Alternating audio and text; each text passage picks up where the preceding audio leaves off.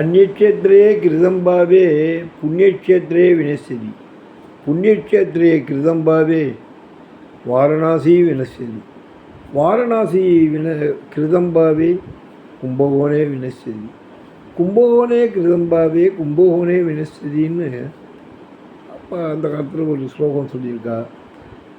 அந்நியக்ஷேத்திரத்தில் உலகத்தில் எங்கே பாவங்கள் பண்ணியிருந்திருந்தா கூட கேத்திரத்தில் பண்ணியிருந்தோம்னா காசியில் போய் புண்ணியக்ஷேத்திரத்தில் போய் நம்ம ஸ்நானம் பண்ணினா போயிடும்.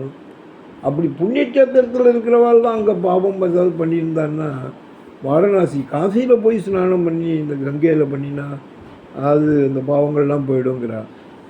வாரணாசியில் இருக்கிறவா பாவம் பண்ணியிருந்தா கும்பகோணத்தில் வந்து ஸ்நானம் பண்ணினா அந்த பாவங்கள்லாம் போகுங்கிறா.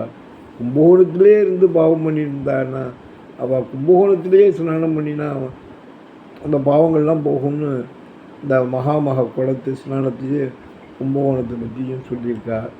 நாளைக்கு வந்து ரெகுலர் எவ்ரி இயர்லி மகம் மாசி மகம் மகாமகங்கிறது